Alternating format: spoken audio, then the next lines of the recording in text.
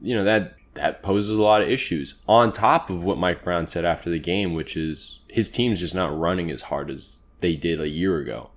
And, we spent a lot of time at various points in this early part of the season saying with all this emphasis on defense and everything like that, it's really affecting the offense. And I mean, when you're not running hard, that might be one of the biggest diminishing factors to the offensive production, because they're supposed to be one of the best fast break teams in the league, and they're in the bottom 5, I think, in fast break points.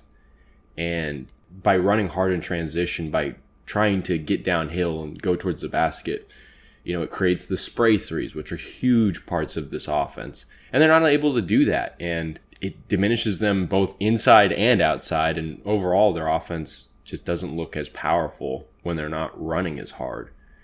And it kind of raising that question of like, in terms of being a playoff team, in terms of maybe potentially winning a playoff series, of course the Kings can do that. But like if we're talking about like championship ambitions, I mean, there's a lot of concerns when you start putting that as the goal. And one of them is them trying to balance that two-way effect where they're a slightly above average defense and maybe a closer to the top 10 offense.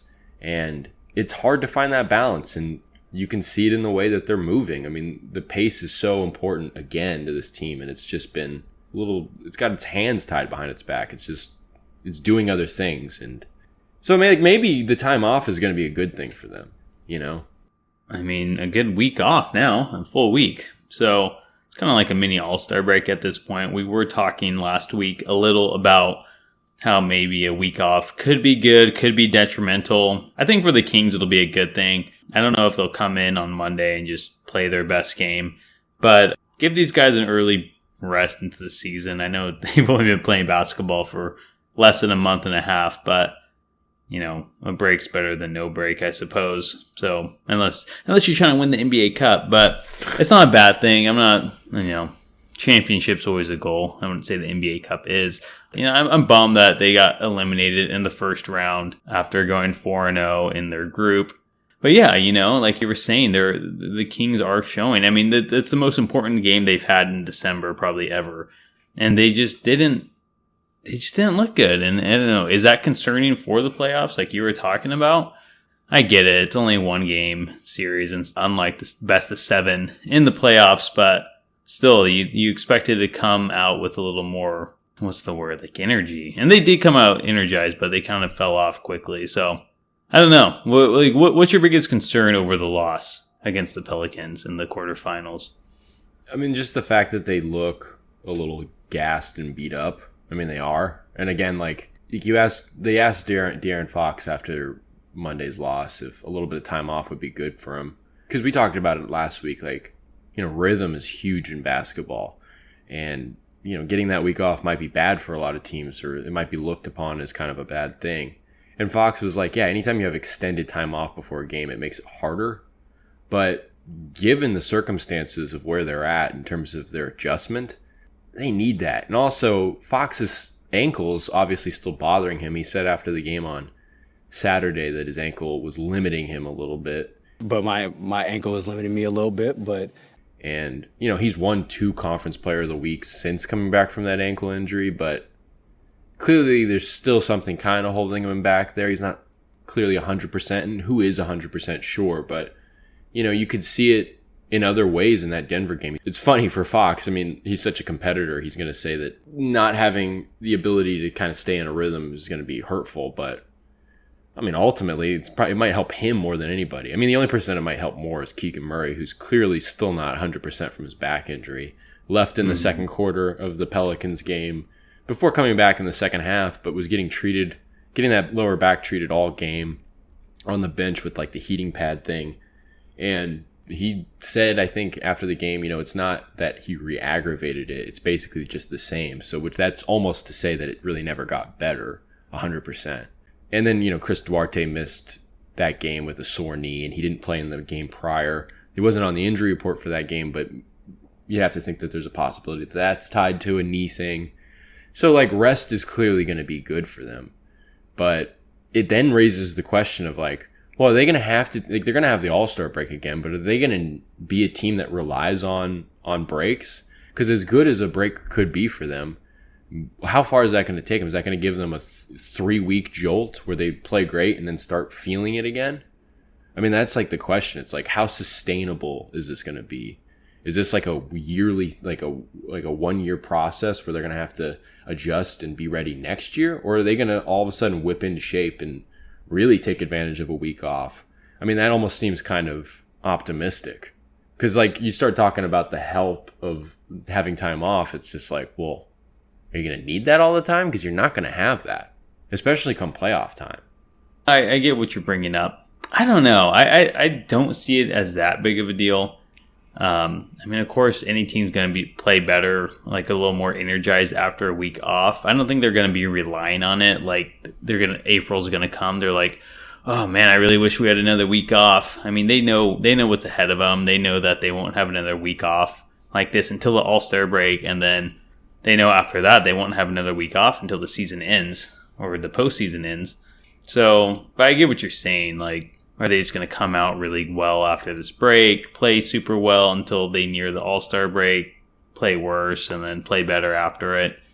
I personally don't think it's going to be the biggest issue, but I mean, they'll probably play a little worse the farther from the breaks they get. So, yeah. I mean, that's the troubling thing. Now, of course, it's a process of getting to the top. So maybe if you're being 100% realistic, you're not really betting on the Kings winning a championship this season. But if you are, you have to be troubled by the fact that, you know, when it comes to winning a championship, you got to be pretty damn good on both ends of the floor. You have to bring it at a point in the season where, again, like you said, you're far from any rest time. And the Kings just haven't even proved that they can really kind of produce that way at all. And maybe they do after a break, but it's just like, if they can't do it now, if they're not showing that they can kind of like continue to progress without needing kind of intervals of rest, it's like that just doesn't bode well for their chances beyond a round 1 situation. So I don't know. I just think that feeds into a lot of the different concerns that kind of come up in terms of the grand scheme of this season. But it just seems kind of like one of those things where it's like, you know, Mike Brown says all the time, this team's capable of being an above average defense and a pretty good offense. But the timeline on that is really the one in question, because the further and further you go into the season and you don't see it, and you start seeing them look a little tired, look a little gassed. They always struggle with back-to-backs. You know, it's like one of those things where it's like, do they have it in them? Do they have it in the tank to be able to do that? So I think that's definitely a question to consider. Yeah, no, this is a good question too. And because I don't remember back-to-backs being this big of an issue last year. I thought they were actually kind of decent in the second game of back-to-backs. I don't know. I don't have the stats on that. But I don't remember them being this bad where they just look absolutely terrible in the second game. Yeah, and they looked horrible too. Like, you cite that first New Orleans game down in the Big Easy. That was a road back-to-back. They looked horrible. They played the Clippers this week on a back-to-back. Sure, they were emotionally spent from the Warriors game, but it's like they were abysmal. That was just such a you could tell early on that they had no chance. Now, granted, James Harden had his best game as a Clipper up until then, but I mean, the Kings just were lifeless, and it's just like, again, these guys get spent. They get gassed, and you can see it. Yeah, and maybe that's like a coaching thing that needs to change, is that if Brown, and like I said, there's nothing wrong with more defense. Like, defense wins championships. If the Kings want to be a real title contender, then their defense is going to have to get better.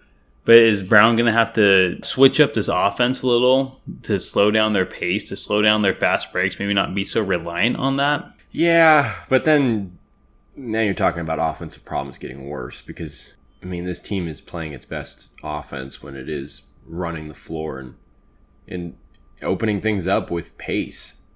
So, I mean, this is just... But how sustainable is that, though? I get it. They are playing their best. I mean, of course they are. But if they want to... But they're getting fatigued. Their defense either lacks or their offense lacks when they're putting more energy in one side. And if Brown really wants to focus on this defense, I mean, then I'm not saying the offense has to suffer. but maybe their pace is going to have to go down a little, and they're going to have to score less points per game. Either way you cut it, it's just they're not championship contenders. That's just not it. You got to win it with both.